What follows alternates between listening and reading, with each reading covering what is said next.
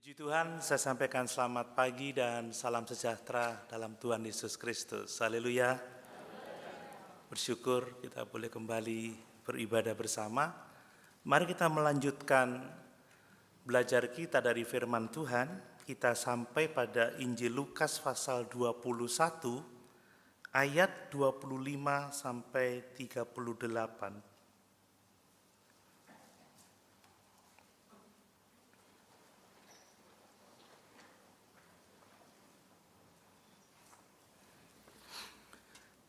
Saya baca untuk kita bersama, diberi judul perikop, kedatangan anak manusia, perumpamaan tentang pohon ara, juga nasihat supaya berjaga-jaga. Demikian firman Tuhan.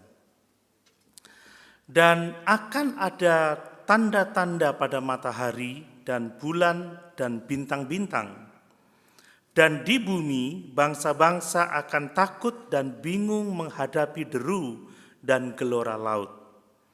Orang akan mati ketakutan karena kecemasan, berhubung dengan segala apa yang menimpa bumi ini, sebab kuasa-kuasa langit akan goncang. Pada waktu itu orang akan melihat Anak Manusia datang dalam awan dengan segala kekuasaan dan kemuliaannya. Apabila semuanya itu mulai terjadi, bangkitlah dan angkatlah mukamu, sebab penyelamatanmu sudah dekat. Lalu Yesus mengatakan perumpamaan ini kepada mereka, perhatikanlah pohon ara atau pohon apa saja. Apabila kamu melihat pohon-pohon itu sudah bertunas, kamu tahu dengan sendirinya bahwa musim panas sudah dekat. Demikian juga jika kamu melihat hal-hal itu terjadi, ketahuilah bahwa kerajaan Allah sudah dekat. Aku berkata kepadamu, sesungguhnya angkatan ini tidak akan berlalu sebelum semuanya terjadi. Langit dan bumi akan berlalu, tetapi perkataanku tidak akan berlalu. Jagalah dirimu supaya hatimu jangan syarat oleh pesta pora dan kemabukan, serta kepentingan-kepentingan duniawi, dan supaya hari Tuhan jangan dengan tiba-tiba jatuh ke atas dirimu seperti suatu jerat, sebab ia akan menimpa semua penduduk bumi ini. Berjaga-jagalah senantiasa sambil berdoa, supaya kamu beroleh kekuatan untuk luput dari semua yang akan terjadi itu, dan supaya kamu tahan berdiri di hadapan Anak Manusia. Pada siang hari Yesus mengajar di bait Allah, dan pada malam hari ia keluar dan bermalam di gunung yang bernama Bukit Zaitun. Dan pagi-pagi semua orang banyak datang kepadanya di dalam bait Allah untuk mendengarkan Dia. Haleluya.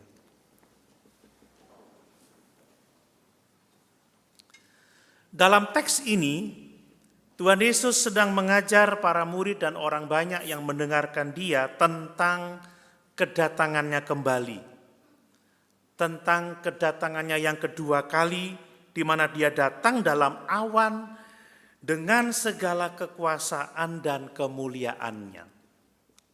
Bapak Ibu, kalau kita berbicara tentang Tuhan, atau memikirkan tentang Tuhan, atau saat kita membaca Alkitab, atau saat kita berdoa, apakah Bapak Ibu Saudara memikirkan tentang kedatangan Tuhan?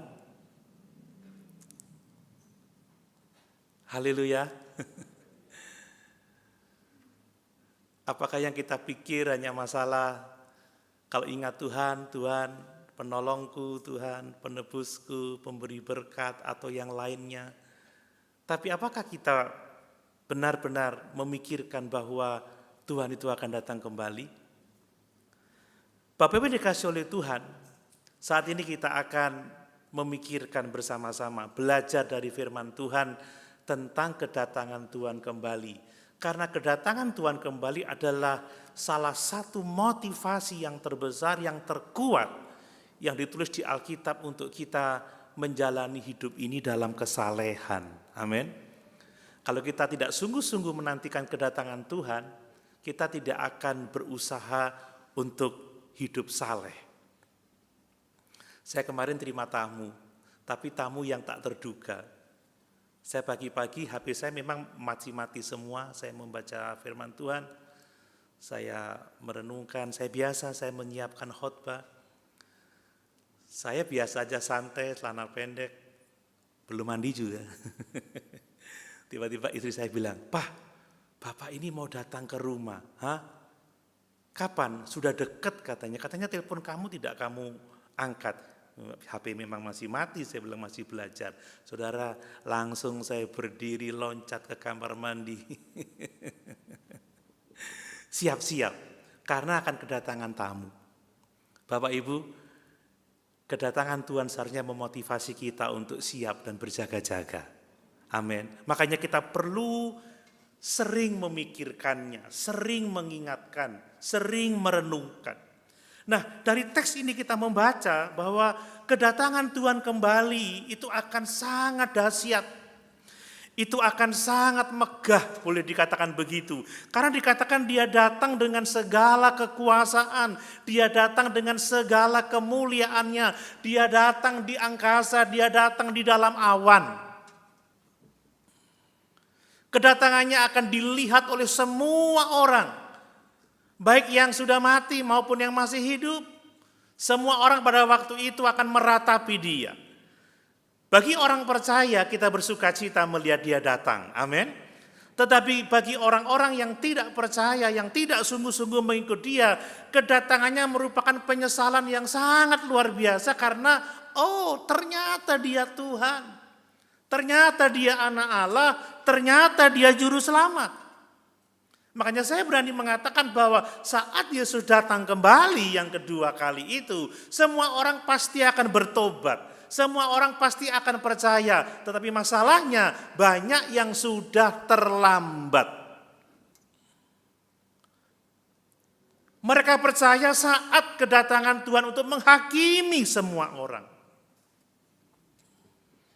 Kita tidak mau saat dia datang kita terlambat percaya, amin. Kita tidak mau saat dia datang kita terlambat bertobat, saudara ya. Kita mau memastikan saat dia datang kita sudah benar-benar dalam persekutuan dengan dia.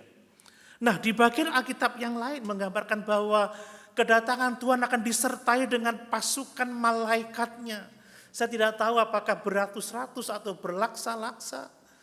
Tetapi yang jelas Alkitab menuliskan dia datang bersama dengan malaikat-malaikatnya yang sering kali disebut dengan bala tentara surgawi.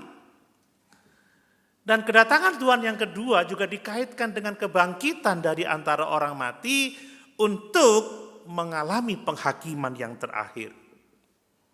Bapak Ibu, kalau kita mengingat itu, mengingat kata-kata kemegahan, kemuliaan, kekuasaan, kemudian datang sebagai hakim, tentunya itu seharusnya merubah hidup kita. Amin. Memotivasi kita untuk berjaga-jaga. Nah, hari kedatangan Tuhan juga disebut sebagai hari Tuhan. Hari di mana kerajaan Allah dinyatakan dengan sempurna, dinyatakan dengan utuh. Sekarang ini kerajaan Allah sudah ada di antara kita. Amin. Kerajaan Allah ada di tengah-tengah kita. Sebab Allah itu memerintah kita di dalam hati kita melalui Roh-Nya yang kudus yang kita terima saat keselamatan. Tetapi nanti saat kedatangannya kembali, kerajaannya secara sempurna, secara fisik, secara kelihatan itu akan dinyatakan. Makanya hari kedatangannya itu menandakan bahwa kerajaan Allah sudah dekat, bahwa pemerintahan Allah sedang dimulai secara nyata, secara sempurna di alam semesta ini. Dan saat itu dituliskan bahwa Yesus akan memerintah di atas tahtanya dan menghakimi semua orang menurut perbuatannya. Bapak Ibu, ini sesuatu yang perlu kita pikirkan. Kita membaca tadi juga bahwa saat kedatangannya sebelumnya akan disertai dengan tanda-tanda yang luar biasa ya. Tanda-tanda yang global, sifatnya kosmik saudara ya. Ada tanda-tanda pada matahari, tanda-tanda pada bulan, tanda-tanda pada bintang-bintang. Kita harus tahu ini saudara, kalau ada tanda-tanda seperti itu kita nggak akan kaget, kita nggak akan terkejut. Sebab kita sudah diberitahu oleh Tuhan. Ada bencana di darat, ada bencana di laut, ada gelora yang begitu luar biasa. Nah, pada saat itu terjadi, saudara, orang-orang yang tidak percaya dikatakan akan ketakutan sampai mati. Mengapa? Karena menyaksikan langit itu digoyangkan oleh Tuhan. Kuasa-kuasa langit akan goncang pada waktu itu. Orang akan ketakutan. Bahkan saat kedatangan Tuhan, orang berdoa supaya gunung-gunung menimpa dirinya. Sebab dia tidak bisa bertahan melihat kemuliaan anak domba Allah itu. Saat yang mengerikan bagi orang-orang yang tidak percaya. Dan itu pasti akan terjadi. Tetapi tidak bagi kita anak-anak Tuhan. Amin. Bagi anak-anak Tuhan itu adalah hari penyelamatan kita. Amin. Tadi kita sudah membaca, sebab penyelamatanmu sudah dekat. Jadi kita orang-orang percaya akan berdiri terpisah dari orang-orang yang tidak percaya, saudara. Orang yang tidak percaya mati ketakutan karena melihat kuasa-kuasa di langit goncang. Tetapi kita yang percaya Yesus, kita bersuka cita sebab Tuhan datang dan hari penyelamatan kita sudah tiba.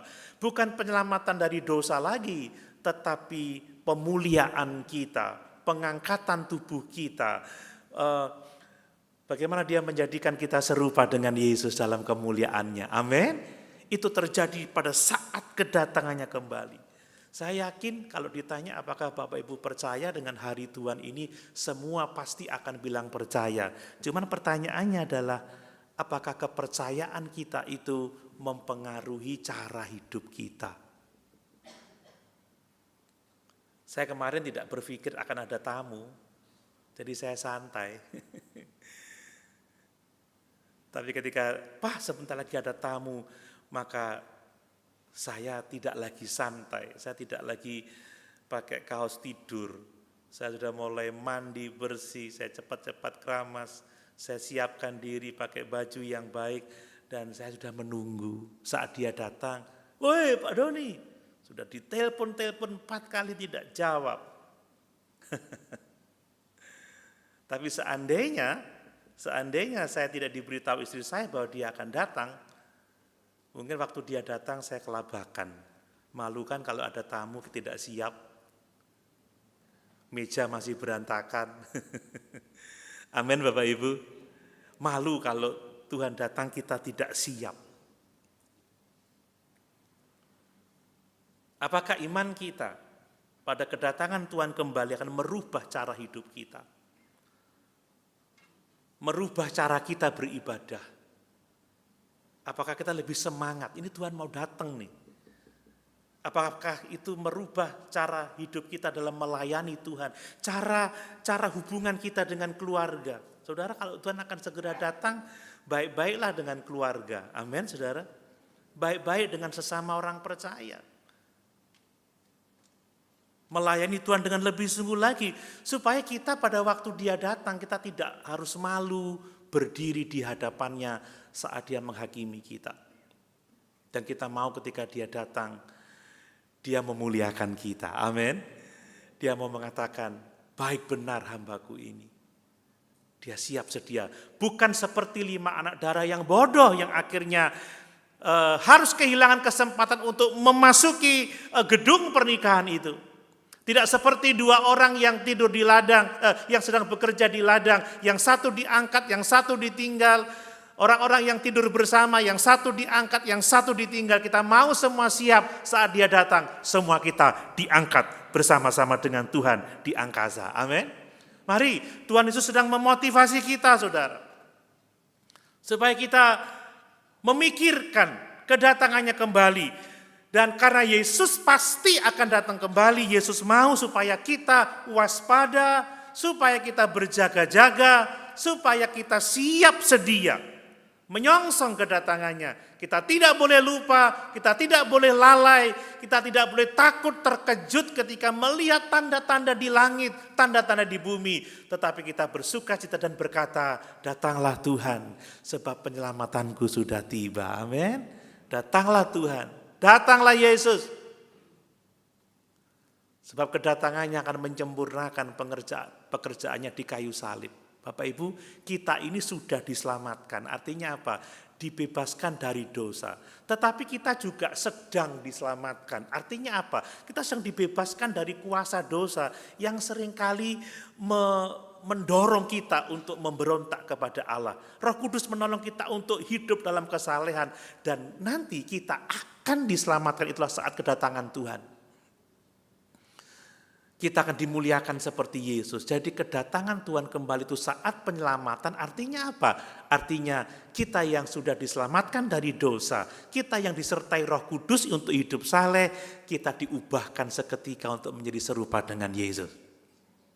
Kita ini sekarang anak Tuhan, tapi masih di tubuh yang belum sempurna ini, yang masih sakit, yang masih migrain, yang masih sinus, yang masih sakit tulang belakang, tapi nanti saat dia datang, kita hidup dalam tubuh kebangkitan mulia seperti Yesus. Amin.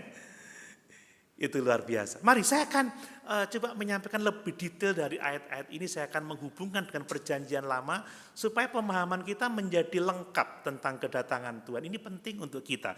Saudara, yang pertama saya mau menegaskan kembali bahwa Yesus itu pasti akan datang kembali.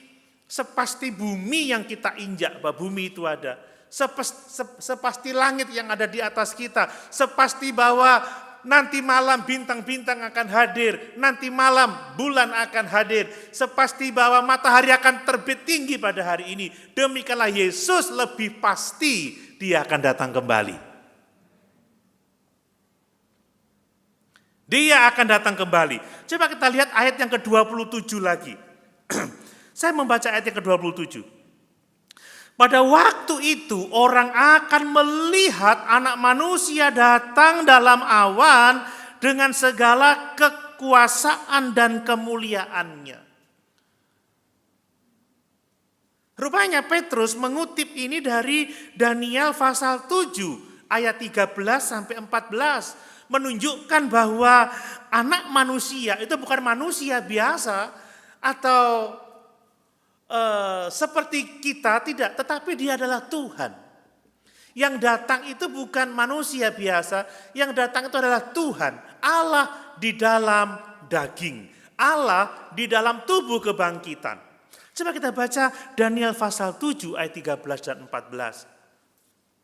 Daniel 7 ayat 13 dan 14. Aku terus melihat dalam penglihatan malam itu, tampak datang dengan awan-awan dari langit seorang seperti Anak Manusia. Datanglah ia kepada yang lanjut usianya itu, dan ia dibawa ke hadapannya. Lalu diberikan kepadanya kekuasaan dan kemuliaan dan kekuasaan sebagai raja. Maka orang-orang dari segala bangsa, suku bangsa, dan bahasa mengabdi kepadanya. Perhatikan bagian terakhir, kekuasaannya ialah kekuasaan yang kekal, yang tidak akan lenyap, dan kerajaannya ialah kerajaan yang tidak akan musnah. Amin. Saudara, kekuasaan yang kekal seperti ini, kekuasaan yang tidak lenyap seperti ini, kerajaan yang tidak akan musnah seperti ini adalah kerajaan Tuhan. Kerajaan manusia pasti akan habis. Amin. Bapak Ibu, kalau kita membaca sejarah bangsa-bangsa, ini sudah mulai beralih kerajaan-kerajaan itu. Sudah tidak ada lagi kerajaan Babel, tidak ada lagi Roma. Nanti akan jatuh semua, apalagi saat kedatangan Tuhan, semua akan lenyap. Kalau ada seorang anak seperti Anak Manusia diberi kuasa seperti itu, yang kerajaannya kekal, yang tidak akan lenyap, yang tidak akan musnah, itu pasti kerajaan Allah.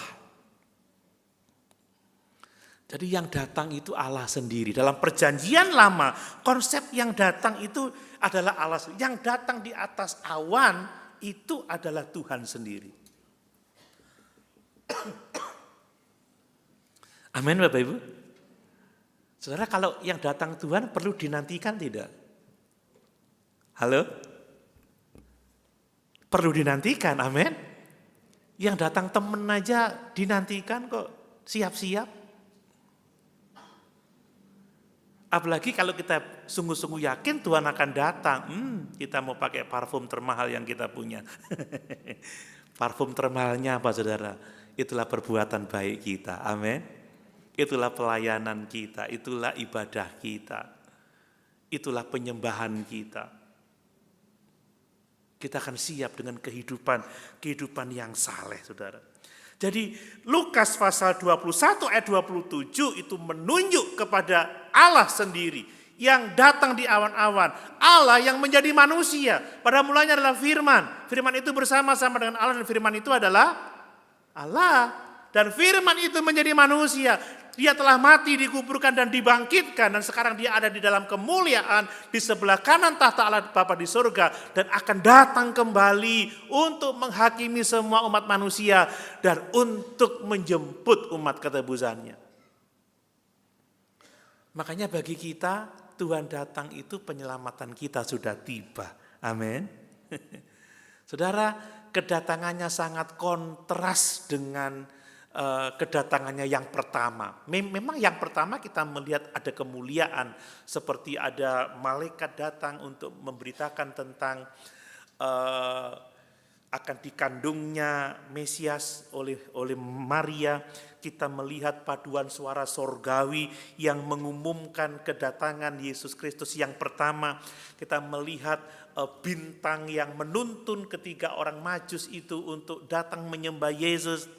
Kita melihat Hana dan Simeon yang bernubuat tentang masa depan Yesus pada waktu itu. Tetapi pada kedatangannya yang pertama lebih banyak, saudara. Ada banyak hal-hal yang sifatnya biasa-biasa saja yang menutupi kemuliaannya. Wah, kalau Tuhan datang dengan cara yang kedua ini dalam kemuliaan, dia lahir di istana, di tempat raja-raja, dengan kemuliaan raja, semua orang pasti percaya.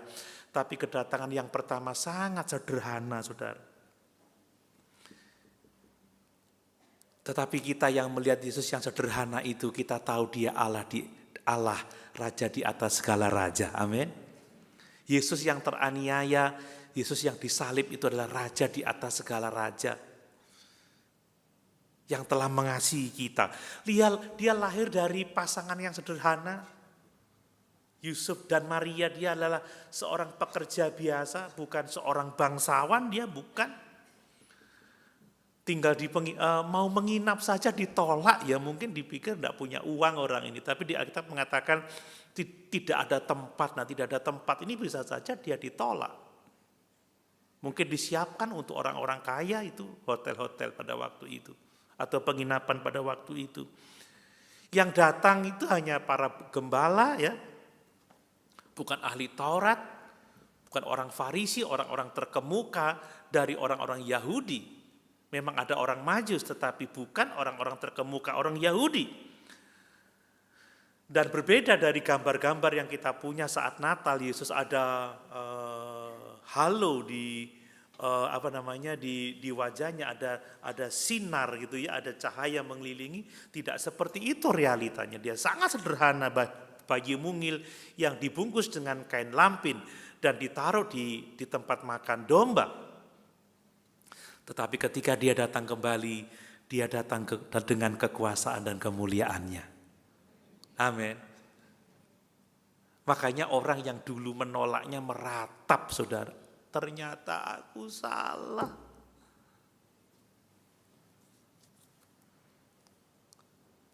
Ketakutan sampai mati. Tapi kita yang menerima dia yang sederhana itu, karena kita tahu dia mulia saat dia datang, kita akan berkata, hari penyelamatanku sudah tiba. Amin. Saudara, datangnya akan sangat spektakuler. Coba lihat Matius 24 ayat 31. Matius 24 ayat 31. Dan ia akan menyuruh keluar malaikat-malaikatnya. Wow. Dengan meniup sangkakala yang dahsyat bunyinya. Dan mereka akan mengumpulkan orang-orang pilihannya dari keempat penjuru bumi. Dari ujung langit yang satu ke ujung langit yang lain. Amin. Umat orang-orang pilihannya akan dikumpulkannya.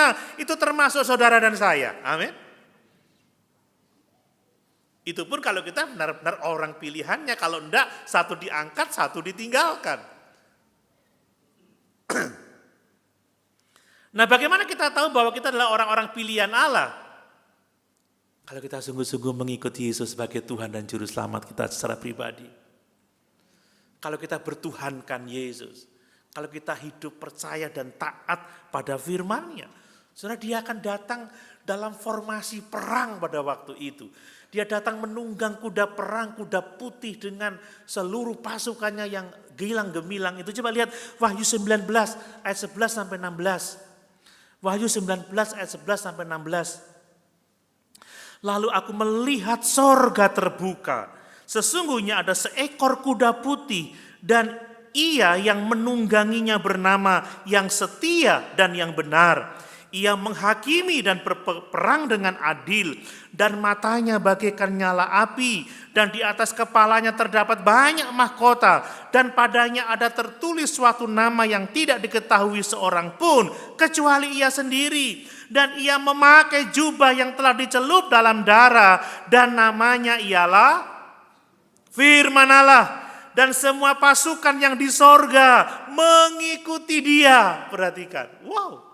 Mereka menunggang kuda putih dan memakai lenan halus yang putih bersih. Dan dari mulutnya keluarlah sebilah pedang tajam yang akan memukul segala bangsa. Dan ia akan menggembalakan mereka dengan gada besi. Dan ia akan memeras anggur dalam kilangan anggur, yaitu kegeraman murka Allah yang maha kuasa.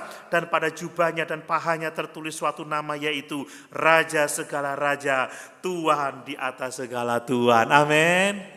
Bagi orang-orang yang tidak percaya, itu satu kehancuran, satu kebinasaan, digembalakan dengan gada besi. Cawan murka Allah ditumpahkan, tetapi bagi kita yang percaya, itu saat penyelamatan kita sudah tiba. Makanya siapkan sekarang Bapak Ibu ya. Jangan kita bermain-main dengan keselamatan jiwa kita. Kalau kita tidak didapati setia oleh Tuhan, kita akan menjadi bagian orang-orang yang ketakutan sampai mati. Yang akan dihakimi oleh Tuhan. Saya pikir tidak ada seorang pun yang mau seperti itu. Amin. Makanya yang diingat jangan hanya berkat, kuasa di bumi ini. Yang diingat hanya pengembangan diri, usaha, itu penting. Tetapi di tengah-tengah kita melakukan itu, jangan sampai kita melupakan bahwa kita harus siap-siap menyongsong kedatangan Tuhan kembali. Kita bekerja loh sudah 1 minggu, masa minggu kita enggak setia sih? Kita dengan seluruh keluarga kita. Masa untuk belajar firman 1 jam saja kita keberatan? Masa untuk melayani? Kita harus berhitung-hitung dengan Tuhan yang nanti akan menyelamatkan kita dalam kemuliaan. Saya rindu bahwa kedatangannya kembali, iman kita akan itu merubah hidup kita, menjadikan kita semakin giat di dalam Tuhan dan pekerjaannya. Amin.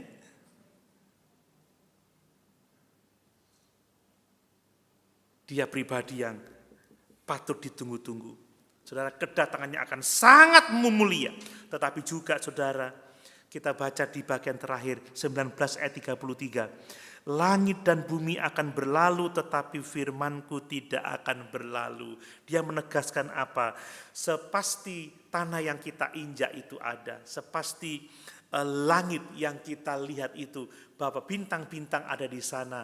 Lebih pasti dari itu, Tuhan pasti datang kembali. Saya rindu cara hidup kita diubahkan. Hiduplah seolah-olah besok Tuhan sudah datang.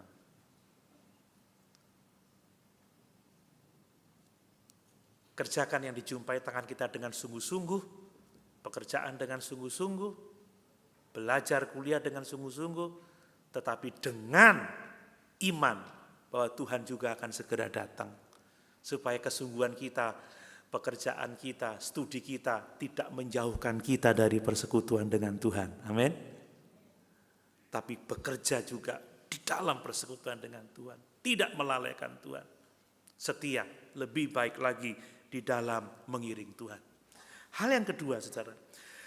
Saya akan lihat ke tanda-tanda. Tanda-tandanya itu berupa bahaya dan perubahan yang sangat luar biasa di alam semesta ini.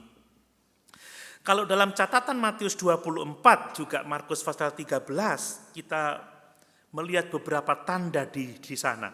Matius 24 ayat yang ke-15, ini saya bacakan. Matius 24 ayat yang ke-15. Jadi apabila kamu melihat pembinasa keji berdiri di tempat kudus, menurut firman yang disampaikan oleh Nabi Daniel, para pembaca hendaklah memperhatikannya. Ini bicara soal antikristus, saudara. Akan ada pembinasa keji yang menyatakan diri di tempat kudus. Ini fokusnya pasti di Yerusalem.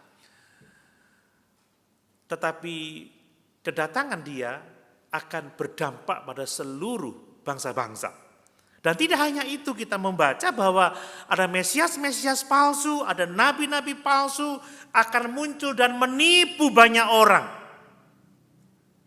Saudara, penipuan ini sesuatu yang sangat berbahaya. Kita lebih baik berhadapan dengan musuh yang berbeda, tapi yang menyamar itu yang berbahaya. Menyamar sebagai malaikat terang.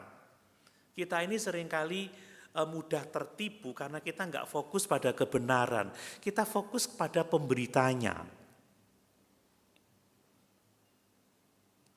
Pokoknya orangnya kelihatan santun, ganteng, ngomongnya enak, pokoknya amin semua apa yang dikatakannya.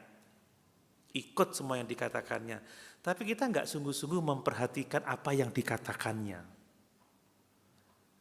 Makanya kata Tuhan Yesus, jangan kamu tergiur dengan tanda-tanda, dengan orang, dengan nubuatan-nubuatan yang tidak tahu juntrungannya dari mana, tapi bergantunglah sepenuhnya pada firman Tuhan. Tadi malam saya sampaikan di persekutuan doa perjamuan kudus, kalau kita mau hidup bijaksana sekarang ini, saudara, kita harus memiliki pengetahuan yang mendalam tentang kebenaran, supaya kita tidak mudah ditipu, tidak mudah disesatkan. Injil yang benar itu seperti apa kita harus tahu. Allah yang benar seperti yang kita katakan itu seperti apa, kita harus tahu. Supaya ketika ada orang memberitakan Allah-Allah yang lain, kita tidak tergoda untuk mempercayainya. Kita tidak terombang-ambing dengan hal-hal yang diberitakan tetapi bertentangan dengan firman Tuhan. Saya bersyukur karena Yesus mengatakan sekalipun akan ada penyesatan, akan ada nabi-nabi palsu, guru-guru palsu, tetapi Injil yang benar tetap diberitakan kepada segala bangsa. Amin. Matius 24 ayat yang ke-14 mengatakan, Injil akan diberitakan. Saya mau menjadi bagian orang-orang yang memberitakan Injil yang benar. Sekalipun mungkin tidak populer, saudara ya.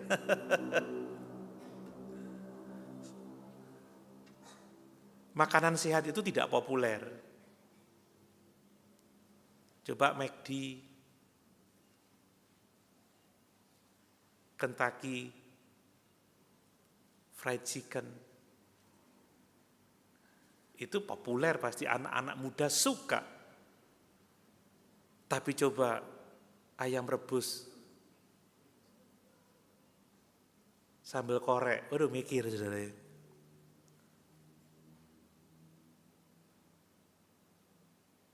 Tempe gembos crispy, lari saudara.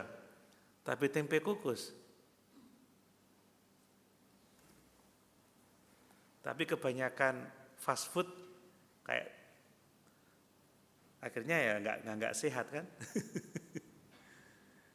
Kalau pikiran kita diisi dengan ajaran-ajaran palsu, hati kita dipenuhi dengan kesesatan, rohani kita nggak akan sehat, saudara. Saya sudah sampaikan beberapa waktu yang lalu, penipuan, prank-prank lucu itu tidak apa-apa, tapi penipuan rohani itu dampaknya adalah penghukuman kekal. Kita harus hati-hati. Mari saudara support setiap pemberitaan Injil yang sehat. Amin.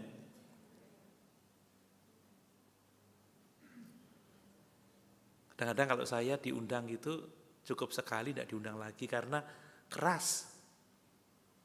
Tapi tidak apa-apa, yang penting Injil diberitakan. Karena kita tidak mencari kehormatan dari manusia, tetapi kita melayani Tuhan, mencari kehormatan dari Tuhan. Amin. Tapi Bapak Ibu harus memastikan membaca Alkitabnya sendiri supaya juga bisa mengoreksi apa yang saya sampaikan. Bapak Ibu harus menjadi pengawas saya juga. Makanya kalau pengerja khotbah, siapapun khotbah, kalau diawasi harus senang saudara, karena kita belajar untuk memahami kebenaran, tidak sembarang-sembarang. Karena kalau kita keliru, kematian kekal. Makanya dia berkata kepada Paulus apa? Paulus berkata kepada Timotius apa? Awasilah dirimu, awasilah ajaranmu, supaya engkau dapat menyelamatkan dirimu dan menyelamatkan semua orang yang mendengarkan engkau. Ini bukan main-main. Makanya Bapak Ibu, jadilah jemaat seperti di Berea. Ketika mereka mendengar, mereka baca teksnya. Mendengar, baca teksnya. Mendengar, baca teksnya. Mereka nggak mau sekedar menelan mentah-mentah. Jadilah anak-anak Tuhan yang memahami firman Tuhan dengan lebih dalam lagi. Amin. Karena kedatangan Tuhan akan ditandai dengan datangnya nabi-nabi palsu. Nah kemudian tanda-tanda yang dahsyat di langit dan di bumi itu juga mencerminkan nubuatan dari perjanjian lama. Saya tidak akan kemukakan di sini. Seperti Yesaya, Yoel. Akan ada siksaan yang hebat pada masa itu. Matahari akan menjadi gelap, bulan tidak bercahaya, bintang-bintang berjatuhan, dan kuasa-kuasa langit akan goncang. Ini bukan simbol, ini peristiwa yang nyata. Ini akan benar-benar terjadi. Amin. Tanda-tanda kesusahan yang sangat besar akan menimpa dunia. Orang akan menjadi ketakutan sampai mati. Orang yang dicengkram dengan ketakutan, yang diikat dengan kecemasan, tidak akan sehat dia. Karena kalau kita khawatir terus, tidak bisa tidur, cemas terus, wah,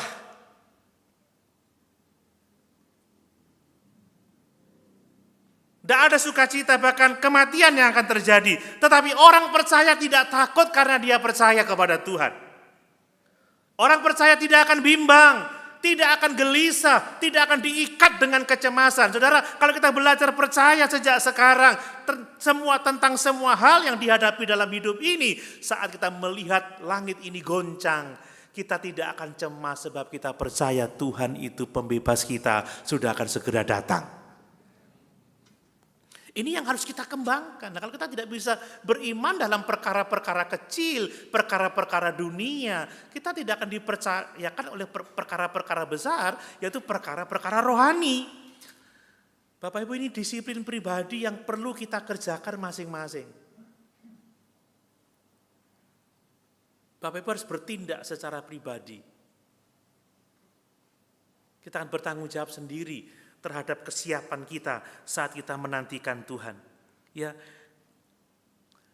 kalau kita percaya Tuhan, bahkan mungkin seandainya mungkin ini, kita pun tidak lolos dari bahaya itu. Saudara, kematian itu hanya perpindahan dari hidup sekarang kepada kemuliaan bersama dengan Tuhan. Kita akan menikmati kebahagiaan untuk selama-lamanya. Makanya orang percaya dalam keadaan apapun juga akan penuh dengan kegembiraan, penuh dengan sukacita. Nah kemudian yang ketiga, bahaya yang mengintip orang-orang percaya bahkan dunia ini saudara, saat menjelang kedatangannya adalah kehidupan yang syarat dengan pesta pora, kehidupan yang syarat dengan kemabukan, dan kehidupan yang syarat dengan kepentingan-kepentingan duniawi. Coba kita baca ayat 34 dan 35. Ini peringatan Tuhan yang keras bagi kita. Ya, jagalah dirimu supaya hatimu jangan syarat oleh pesta pora dan kemabukan serta kepentingan-kepentingan duniawi, dan supaya hari Tuhan jangan dengan tiba-tiba jatuh ke atas dirimu seperti suatu jerat, sebab ia akan menimpa semua penduduk bumi ini. Amin.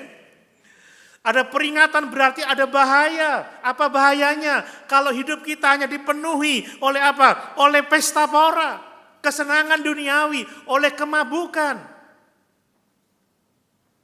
Banyak orang mencari kebahagiaan pada pesta, pada kemabukan. ya dugem, dunia gemerlap. Tetapi ini diingatkan oleh Tuhan sebagai bahaya yang mengancam kita. Sebab kalau kita penuh dengan pesta pora, kita penuh dengan kemabukan, kita sedang dalam hidup yang berdosa. Dan kalau Tuhan datang pada saat yang seperti itu, hari Tuhan akan jatuh ke atas kita seperti sebuah jerat. Kita akan terlambat. Kita akan kehilangan kesempatan untuk bertobat. Kalau orang sudah mengaku Kristen tetapi tetap syarat dengan dosa, itu menunjukkan bahwa sesungguhnya dia bukan Kristen tulen.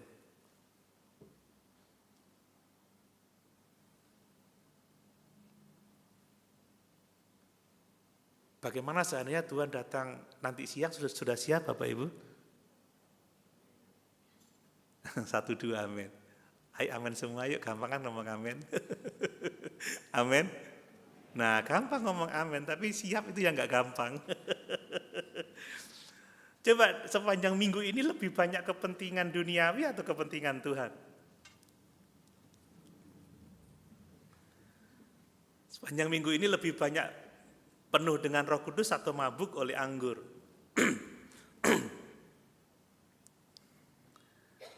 Kita harus bertumbuh bersama-sama, amin. Bapak Ibu, kita harus sadar ada bahaya ini. Kita pun juga tidak kebal terhadap pencobaan. Tadi malam saya sampaikan, kita ini hidup di dunia yang sudah sangat sukar, ketidakbenaran merajalela kemana-mana. Kalau kita nggak siap, nggak sadar bahwa kita juga tidak kebal terhadap itu, jangan-jangan kita tergelincir. Jangan berharap pada dunia. Orang pesta pora untuk apa sih? Untuk mencari kebahagiaan. Kebahagiaan hanya ada di dalam Yesus Kristus Tuhan kita. Ya, mari kita waspadai itu. Kemudian juga kita itu seringkali dibebani dengan kekhawatiran dunia ini. Saudara, ini juga menjadi bahaya saat kita menanti kedatangan Tuhan. Ya, serta kepentingan duniawi. Kekhawatiran akan hidup kita sekarang ini telah menyita banyak waktu kita, menyita tenaga kita, menyita pikiran kita, menyita harta kita, sehingga kita tidak bisa melakukan yang terbaik untuk Tuhan. Ya, kita kalau membelanjakan uang untuk hal duniawi, kita nggak akan sayang, apalagi itu kesenangan. Tetapi membelanjakan uang untuk pekerjaan Tuhan, seringkali itu menjadi berat sama sekali. Masih ingat persembahan seorang janda miskin itu?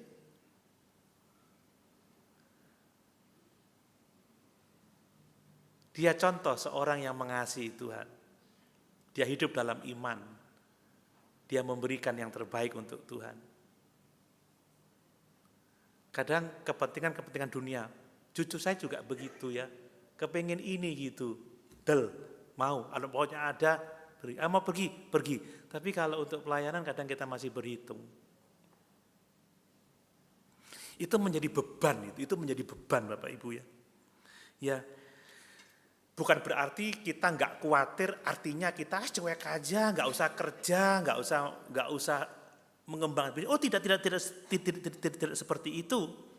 Saudara, saat kita menghadapi tantangan, kita harus datang kepada Tuhan berdoa untuk mendapatkan tuntunan.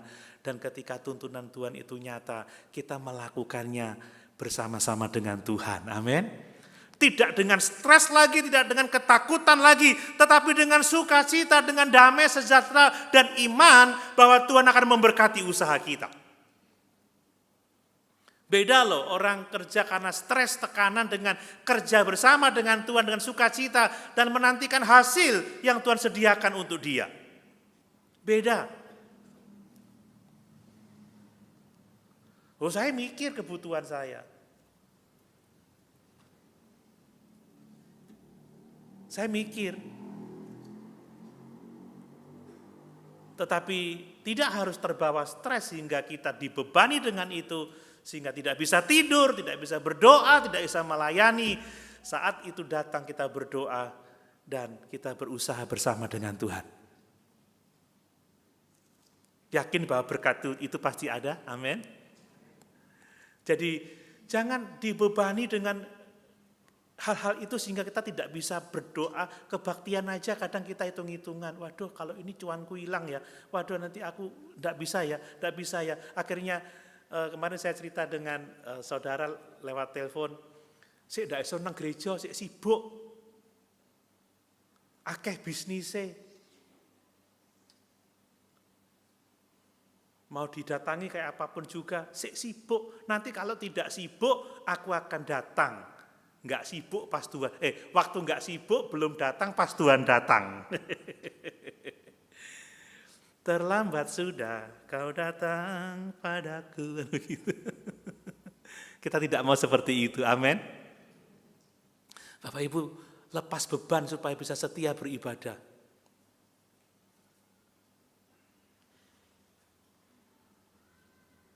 Saya pernah khotbahkan dulu, ayo semangat beribadah, rayon, hari Rabu, wadah-wadah. Kalau kita dibebani dengan banyak kekhawatiran dunia, kita nggak akan bisa hadir. Tapi mari kita hadir, sebab Tuhan pasti menjaga kita. Amin. Nah kemudian yang terakhir, bahwa untuk siap menyongsong kedatangannya, kita harus berjaga-jaga dengan berdoa. Amin. Ini yang perlu kita lakukan setiap hari. Bapak Ibu, Yesus berkata seperti ini, sesungguhnya angkatan ini tidak akan berlalu sebelum semuanya terjadi. Saya sudah membaca bahwa ada banyak perbedaan pendapat tentang sesungguhnya angkatan ini. Ini bicara generasi atau bicara apa? Apakah itu sudah digenapi pada tahun 70 ketika Yerusalem itu dihancurkan oleh Jenderal Titus. Tetapi saya melihat secara berbeda bahwa ini adalah memiliki pengertian tidak hanya dalam waktu yang pendek, tetapi juga pada waktu kita sekarang ini. Yang dimaksud sesungguhnya angkatan ini tidak akan berlalu sebelum semuanya terjadi, bukan angkatan orang-orang yang hidup pada waktu itu, tetapi Yesus sedang mengatakan bahwa waktunya itu akan cepat. Amin. Satu angkatan itu umurnya berapa sih Bapak Ibu? Itu melambangkan bahwa waktunya itu akan cepat. Itu akan terjadi secara tiba-tiba, secara mendadak yang tidak akan disadari oleh orang yang tidak berjaga-jaga. Makanya kata Yesus, karena waktunya akan cepat, waktunya akan sangat singkat, tidak terduga, maka di dalam ayat yang ke-36 dikatakan, berjaga-jagalah senantiasa sambil berdoa, supaya kamu memperoleh kekuatan untuk luput dari semua yang terjadi itu, dan supaya kamu tahan berdiri di hadapan Anak Manusia. Wah, kemarin ketika dikatakan, sudah mau datang, wih, cepat-cepat. Udah laptop, enggak tahu, sudah ditinggal, taruh semuanya, cepat-cepat langsung pergi ke depan menunggu. Bener, baru selesai mandi, tidak sampai 3 menit sudah datang tamunya.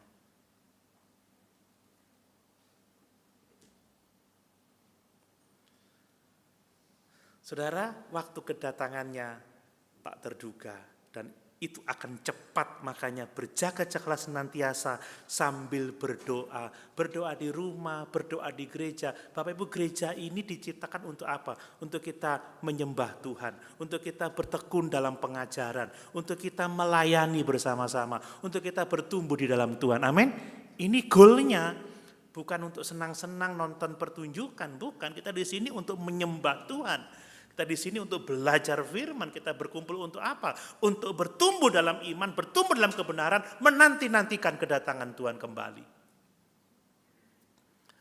Makanya kalau pasti yakin Tuhan akan datang, jangan sia-siakan waktu. Berjaga-jagalah sambil berdoa. Amin. Saudara, kita perlu luput dari kesukaran pada zaman akhir. Kata luput itu artinya melarikan diri dari hal-hal yang sukar itu. Ya, mari kita berjaga-jaga dan terus waspada. Kita berdoa, kita beribadah, menyembah Tuhan dengan sungguh-sungguh, melayani dengan sungguh-sungguh, ya. melakukan semua terbaik untuk kemuliaan Tuhan, supaya saat Dia datang kita sudah siap sedia. Amin. Mari, biarlah iman kita akan kedatangan Tuhan membuat kita waspada, siap sedia, bergantung kepadanya dalam doa, taat firman Tuhan. Dan ketika dunia dilanda dengan rasa takut sampai mendatangkan kematian, tetapi kita dengan penuh harapan menyongsong kedatangan Tuhan, sebab penyelamatan kita sudah tiba. Amin. Sama-sama kita berdiri.